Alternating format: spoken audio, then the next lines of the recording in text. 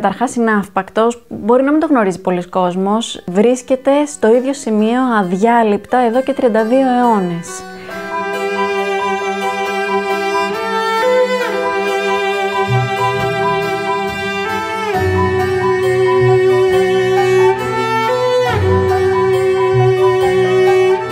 Η σχέση μου με την ιστορία είναι ένα ταξίδι στη γνώση με πολλούς σταθμούς. Και λέω γνώση γιατί η ίδια η λέξη της ιστορίας προέρχεται από το αρχαίο ρήμα είδα, που σημαίνει γνωρίζω. Ειδικά όταν βρίσκομαι σε ένα τόπο, θέλω πάντα να μαθαίνω την ιστορία του τόπου.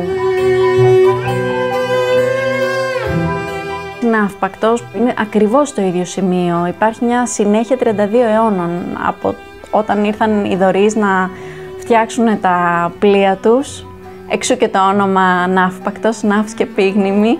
Και νομίζω για όποιον επισκέπτη έρθει στην Ναύπακτο, δεν υπάρχει καλύτερο από το να επισκεφτεί το κάστρο. Ίσως το μοναδικό κάστρο στην Ευρώπη, σε όλη την Ευρώπη, που έχει διατηρηθεί τόσο αναλύωτο και τόσο καλά διατηρημένο, είναι το ενετικό κάστρο της Ναυπάκτου, που χωρίζεται σε 5 διαζώματα, ξεκινάει από το Πευκοδάσος επάνω, καταλήγει κάτω στο λιμάνι.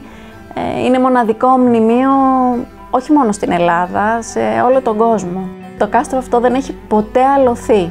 Έχει παραδοθεί με συνθηκολόγηση, αλλά δεν κατάφερε ποτέ κανείς να το αλώσει.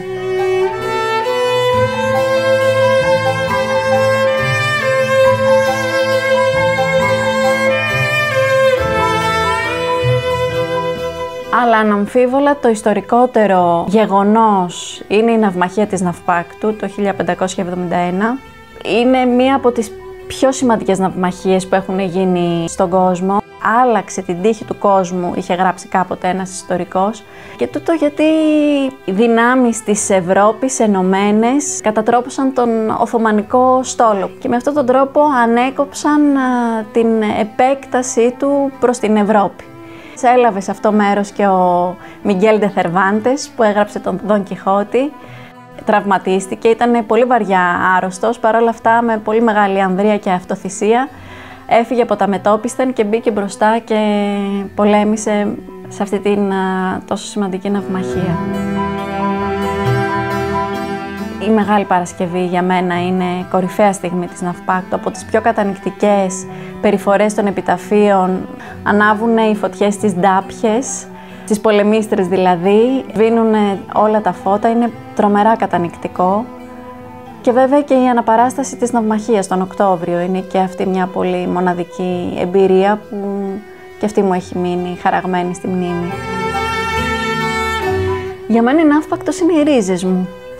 Εδώ γεννήθηκαν οι παππούδες μου, εδώ γεννήθηκε ο πατέρας μου, εδώ ερχόμουν τα καλοκαίρια, είναι τα παιδικά μου χρόνια, οι αναμνήσεις μου, είναι οι βόλτες στην Ψανή, στο Γρήμποβο, τα πανηγύρια του Αγίου Δημητρίου, η γιορτή του Κάστανου στην Άνω Χώρα, είναι οι άνθρωποι της πάνω απ' όλα, η οικογένειά μου, οι γεύσεις, είναι οι παραδοσιακές πίτες της γιαγιάς μου που τις θυμάμαι και μου τις έμαθε και εμένα.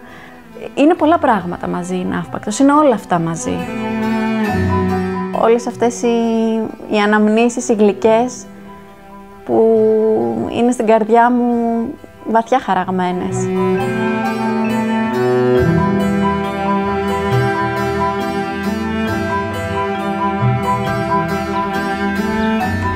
Ο δικός μου τόπος είναι η ιστορία.